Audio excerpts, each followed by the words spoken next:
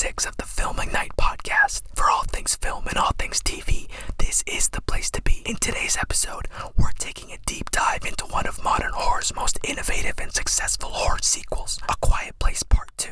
This episode will contain spoiler.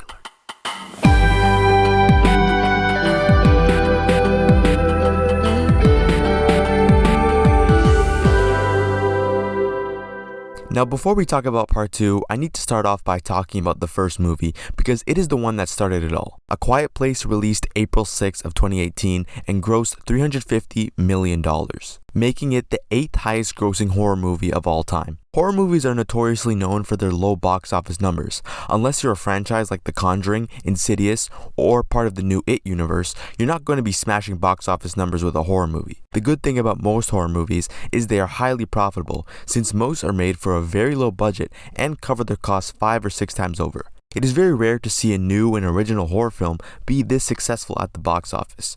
There were a lot of factors, however, going into this though. 2 big-name actors. Emily Blunt, known in Hollywood for a long time with big roles in movies like Edge of Tomorrow and Sicario, and John Krasinski, known famously for his role as Jim in The Office, who has recently had a resurgence of popularity after coming out with A Quiet Place. These factors all helped people get into theaters to see A Quiet Place. This, coupled with the fact that the movie is high concept. What do I mean by this? Well, people love high concept movies. High concept movies are movies where the premise alone is enough to get you interested. A world where monsters invade Earth and hunt them by hearing, and any sound you make could get you killed, is such a simple yet genius premise that sets itself up for so many possible situations and scenarios on film. John Krasinski wanted to make a film about family after the recent birth of his child. Being married to co-star Emily Blunt, it was a very personal and emotional film for him to make. The emotional element is what makes A Quiet Place work. Because of the family dynamic, you really care for them and want to see them all make it out alive. The movie was written by Brian Woods, Scott Beck, and John Krasinski,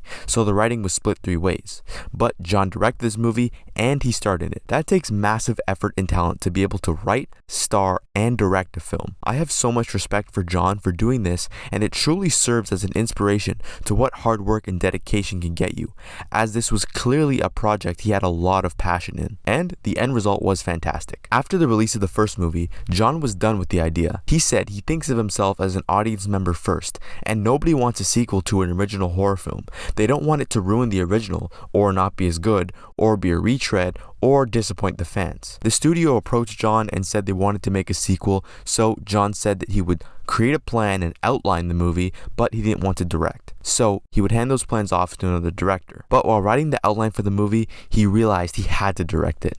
And that is exactly what he did. John Krasinski wrote the entire screenplay for part 2 all by himself. He also returned to direct and starred in the opening sequence. My reasoning for saying this is that this movie was set up to fail. The director of the original movie did not even want to return for a sequel, but the studio made it happen, and he landed right back in the director's chair. But what he was able to create not only lived up to every expectation, but honestly surprised me in how well crafted the story was and how amazing the filmmaking was. The main story of A Quiet Place Part 2 picks up right where the first movie left off. However, in the opening sequence, we get a look at day 1 of when the monsters first landed on Earth. This was a genius way to open the film, as the first movie started 474 days into the monster attack, where this family has already had to adapt to life living silently. It felt like true horror. The camera movements here are fantastic. It's also ominous and dreadful because we are seeing life as normal, but we know what's coming, making it so much more suspenseful. The family is all watching their son's baseball game, and suddenly a big meteor-looking thing comes crashing down from the sky, and it's quite far off in the distance, so everyone just hurries along to get home, when suddenly the monsters rush out of nowhere and start destroying everyone and everything making a sound. This scene is one of my favorites of the entire movie. It starts off in an action-packed thrill ride where Lee and his daughter run through the streets while cars and people are being tossed around, truly showing the true horror and panic. My absolute favorite shot of the entire movie is when we get into Evelyn's car, who's the wife, and she's with her youngest son and Marcus, played by Noah Jupe, and we get a Children of Men style shot where we are in the perspective of the back seat of the car, only seeing the view from the windshield as all the chaos happens in the side windows and windshield. We see it all unfold as Evelyn swerves and dodges traffic. Then a bus comes crashing down towards the car with a monster inside crawling it into frame. It is all around a perfect sequence that kept me on the the edge of my seat, even though I know the end result. It was still thrilling as ever. This is easily one of my favorite horror movie openings in a while. It's intense and actually pretty terrifying. The fact that John was able to direct this sequence masterfully while also remaining front and center of nearly the entire sequence is amazing. So then after that sequence, we cut back to where we left off in the first film. The Abbott family leaves their home after killing the monster that nearly killed them, and they're off to find shelter somewhere else. The daughter notices a fire pit off in the distance, so they venture towards it, but when they get there, the place has been booby-trapped, so Evelyn steps on a tripwire, setting off a bottle trap, making noise, and the entire family has to run to safety. Now, this scene is insane and honestly really caught me off guard because as they're running, the little boy named Marcus steps into a bear trap and it clamps onto his foot. And Noah Jupe sold that scene fantastically. So many times in a horror movie, you see people in painful situations, but they don't act like how you would think a normal person would act or be feeling if they were in that situation. Like, for example, when people get shot, a lot of them just go down peacefully, but I'm sure with getting shot with a bullet would get quite the reaction out of you. But the reaction that Marcus gives, just letting it all settle in at what just happened, then absolutely wailing out in agony from the pain, was incredible acting. It felt like such a real reaction that any kid would have. It was really hard to watch because the acting felt so real in that moment, and I was not expecting something that visceral to happen 20 minutes into the movie. The rest of the movie from here on out is quite simple, really. The camp they go to was owned by Emmett, played by Cillian Murphy. There was an interesting dynamic between their family and him because they used to know each other around the city. As he was talking with them at the baseball game at the beginning, Emmett feels that he never could have come towards the Abbott family camp because the monster attack changed everyone in the city. He says the people that are left aren't worth saving, and the entire theme of the rest of the movie is showing that there is hope for humanity. There are people worth saving and there is something worth fighting for. Emmett lost his entire family due to the attacks, but his wife died of sickness. Emmett clearly has been through a lot, so it's no wonder he was so hesitant to trust anyone or reunite with other civilians again. The setting of Emmett's bunker set up for so many great scenarios for the movie, all of which were set up very early on. There are story beats and things they do in the movie that are very reminiscent of the first movie. In the first movie, it was the nail on the staircase. You saw the nail on the staircase at least twice in the first act, acting as some sort of obstacle for Evelyn, and then finally when the monster attacks and Evelyn rushes down the stairs in Act 2, she steps right on it, giving you that holy crap moment. It works so well because it was set up earlier in the movie, so it doesn't feel like it came out of nowhere. So it feels rewarding, in a messed up way, to see it pay off. In this movie, it's the vault. There's a vault in Emmett's bunker that allows them to remain 100% silent, but it must be closed so that the lock hits a cloth to not make any noise, or they'll get locked in completely. There was also a watch that had a timer set on it, and every time it beeped, you knew you had to get out or you'd run out of oxygen. What I also love about this is that none of this is actually said. They never once in the entire movie explained with words what the purpose of the watch was. Everything was done visually. We weren't spoon-fed, and we were treated with respect as audience members that we would be able to pick up and understand what was going on. So in this movie, it is shown to us at least twice the purpose of this vault and how it works. So by the second act, when Marcus is being attacked and rushes in with him and the baby, you can see it coming to pay off. When he slams it shut with no cloth, it locks and he cannot get out. Not only this, the baby's oxygen is running out, which is why the mom left in the first place. I could go on and on about how well crafted the situations this family is put through are, because they all make sense.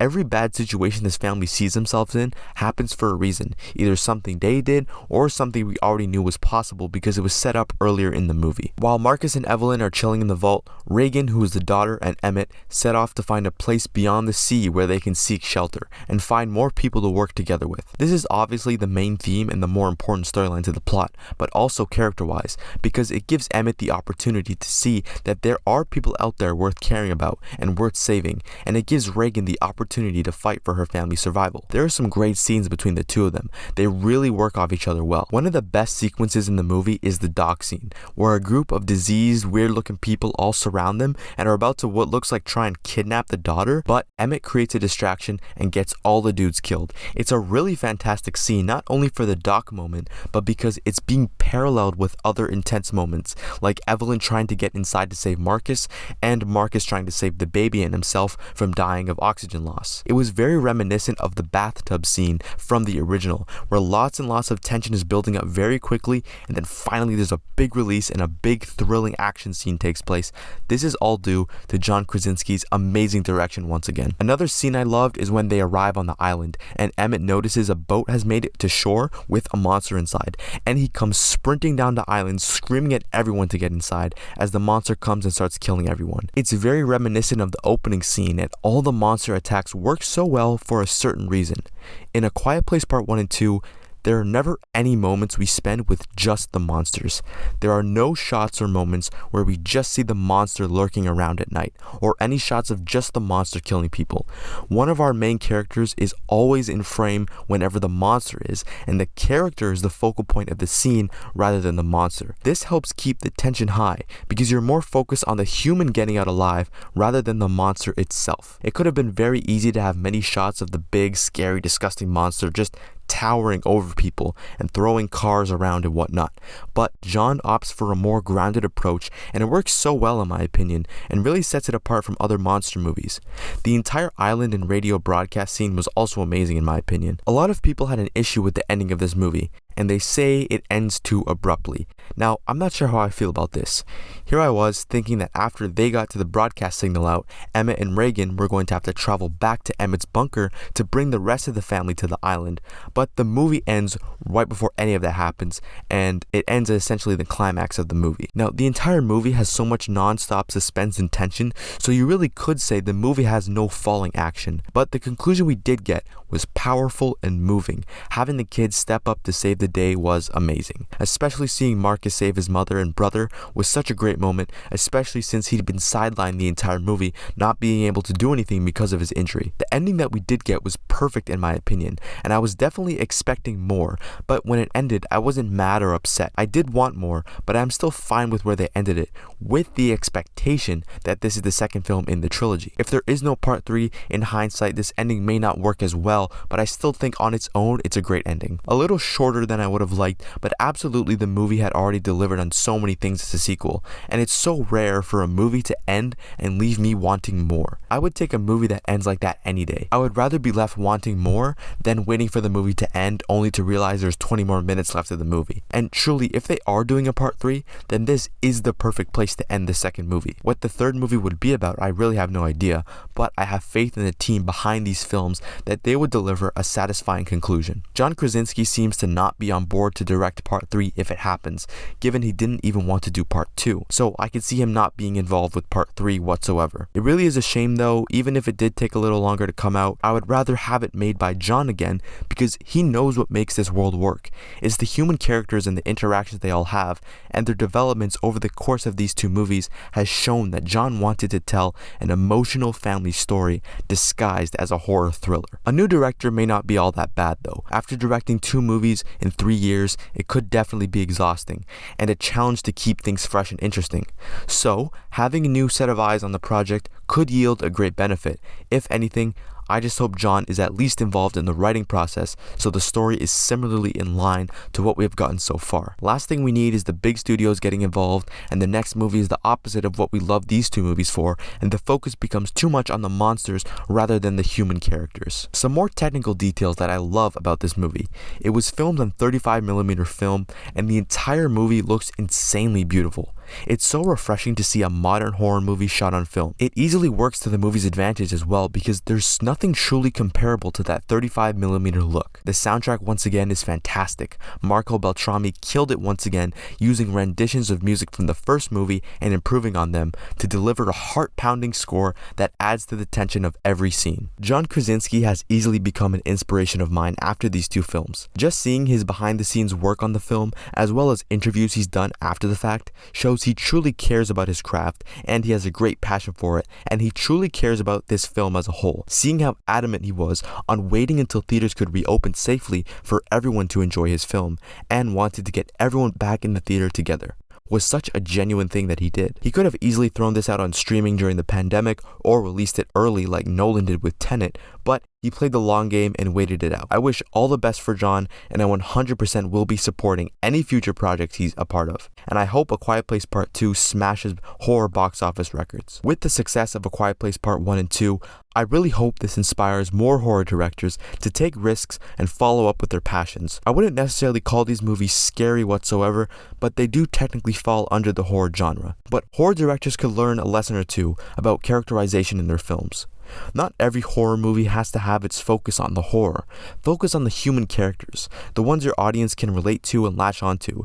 It makes for a much more captivating movie watching experience when I can go on the journey with this family and literally be with them every step of the way. I mean, there isn't an entire shot between these two movies combined that doesn't include at least one member of the family. So many other directors would have put way too much emphasis on the monsters instead of what we really care about, which is the human characters. This franchise also proves that horror movies can be blockbusters. I would consider these movies horror blockbusters. They've got great acting by big names, thrilling action scenes, and a unique and intriguing concept. What more can you ask for? It may not seem like it, but A Quiet Place 2 ups the ante on so many occasions, taking strides to outdo the first film in terms of story, acting, set pieces, and overall tone. And in my opinion, while I do love the first movie, Part 2 just takes the series to new heights. I am so glad this movie got released now. I'm so happy I got to see it, and I can't wait to see Part 3. Those are all my thoughts on A Quiet Place Part 2. The Film Ignite podcast is meant to ignite discussion on all things film and TV, so I want to hear from you. What are your thoughts on Part 2, and which do you prefer, the original or the sequel? Let me know. As always, thank you very much for listening, and I'll see you all in the next episode.